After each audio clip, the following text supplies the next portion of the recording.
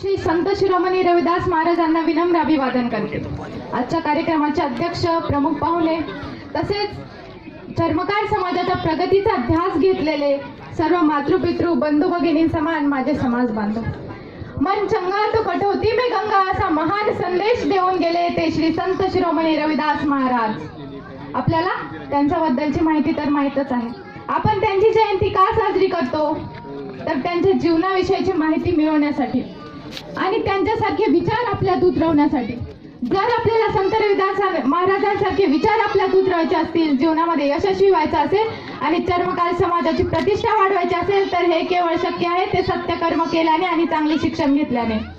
म्हणून डॉक्टर बाबासाहेब आंबेडकर सुद्धा म्हणतात, शिक्षण हे वाघिणीचे दूध आहे, जो ते प्राशन करीन तो गुरगुरल्याशिवाय राहणार नाही।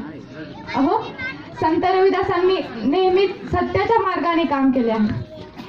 आपल्या आई वडिलांची सेवा करणे आणि आपले काम सत्याच्या मार्गाने पूर्ण करणे यालाच ते देव मानायचे। त्याचप्रमाणे आपणही आपले काम सत्याच्या मार्गाने पूर्ण केले तर नक्कीच आपण यशस्वी होऊ आणि सुखी जीवन जगू। आणि हे केवळ शक्य आहे ते चांगले कर्म केल्याने आणि चांगले शिक्षण घेतल्यानेच। आपण चांगले कार्य करत असताना अनेक अडथळे येतील, लोक आपल्यावर जळतील, हसतील, पण माघार घेऊ नका, कारण ते म्हणतात ना, निंदकाचे घर असावे शेजारी, हेही खरेच आहे। आणि म्हणून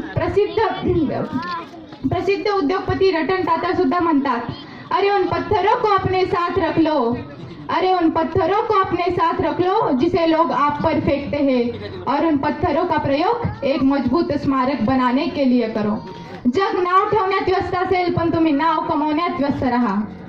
आणि म्हणून जर आपल्याला जीवनामध्ये सुखी राहायचं असेल तर आपला स्वभावही तेवढाच चांगला असणे गरजेचे आहे। आणि म्हणून म्हणतात ना, माणूस घर बदलतो, वस्तू बदलतो, नाती बदलतो। माणूस घर बदलतो, वस्तू बदलतो, नाती बदलतो, पण तरीही तो दुःखी का राहतो? कारण तो त्याचा स्वभाव कधीच बदलत नाही। आणि संत रविदासांनी सुद्धा तेच सांगितलंय, मन चंगा तो कठोती में गंगा। अरे तुमचं मन चांगलं असेल तर देव स्वतः येऊन आपल्याला दर्शन देतो। म्हणून आपलं मन आधी स्वच्छ ठेवलं पाहिजे, मन निर्मळ ठेवलं पाहिजे। आपल्या चुका आपण स्वतः शोधला पाहिजे। काही लोक दुसऱ्यांच्या चुका काढण्यात एवढे माहीर असतात की बस त्यांचे स्वतःच्या चुकांकडे लक्षच नसते।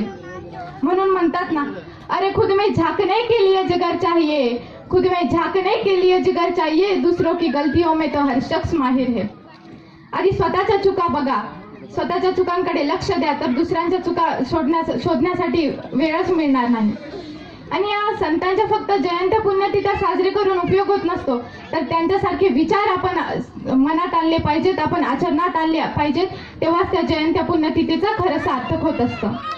आणि जर संत रविदासांच्या कार्याचा, विचारांचा अशा प्रकारे जर आपण आपल्या जीवनामध्ये उपयोग केला तर नक्कीच एक दिवशी आपण यशस्वी व्यक्ती बनू आणि आपल्या चर्मकार समाजाची प्रतिष्ठा वाढेल आणि नाव लौकिक मिळेल। म्हणून जाता जाता एवढंच सांगते की स्वतःला बदला समाज बदलेल, स्वतःला बदला समाज बदलेल। जय रविदास।